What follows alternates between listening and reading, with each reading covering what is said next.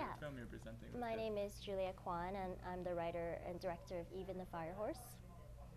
Cool.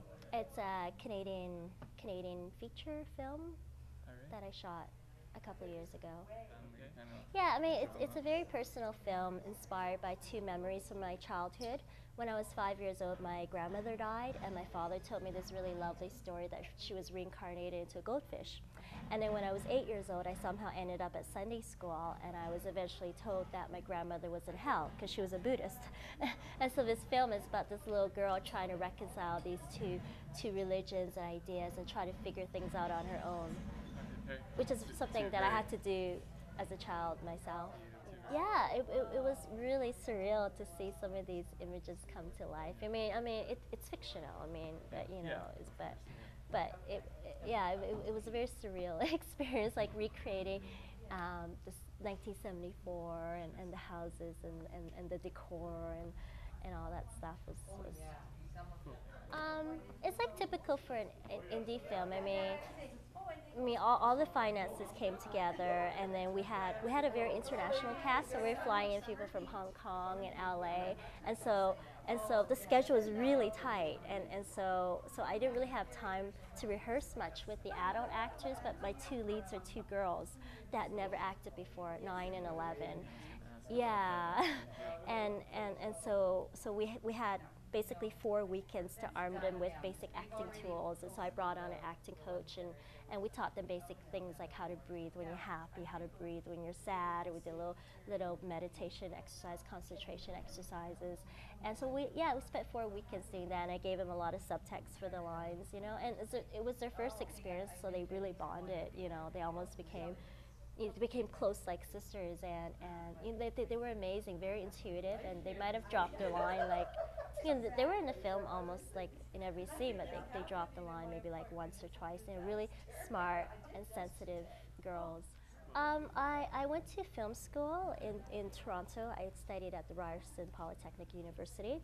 And then in 2000, I attended the Norman Jewison Canadian Film Centre, which is sort of like the AFI program. And then I made a short film there called Three Sisters on Moon Lake. It had kind of similar imagery and had 3 sisters in it. And the success of that film really helped me make this my first feature. I mean, we had a Canadian distributor on board before we shot it, and I feel very lucky because I'm from Canada, and so 70% of the film was publicly funded, which is amazing with arts funding. So yeah, and it took us a long time to cobble together the finances, 2.5 years, but we did manage to get our budget. And we shot in the summer of 2004. And we premiered it in Toronto, which was last year in September. And I've just been traveling with the film, and I thought, what a perfect festival to end my my festival run. This is my 4th festival in 4 weeks, Yeah. So we had our U.S. international premiere at Sundance in January, and I've just been traveling with the film. I mean, I think I've been to almost 20 festivals since September. No, I love reading, and I like music.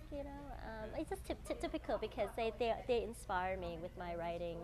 Because when I was writing the script, I was listening to a lot of like 70s compilation CDs. So I was listening to a lot of Supertramp, America, ELO. I do listen to music that inspires me enough to hold where the feeling resonates, and then I start writing it, Yeah. Well, making this film, I was watching a lot of like the French New Wave, like Truffaut, and like 400 Blows and Small Change. I watched over and over, and also I watched a lot of children's films, like features with children, and like Peanuts was a French film, and The Ratcatcher is a Scottish film by this wonderful Scottish filmmaker, Lynn Ramsey, and and visual style like Wong Kar-wai, Okay, yeah. All right. Well, I hope you enjoy your stay. Thanks. I hope you have enough stuff. Yeah. No. It's plenty. Thank you.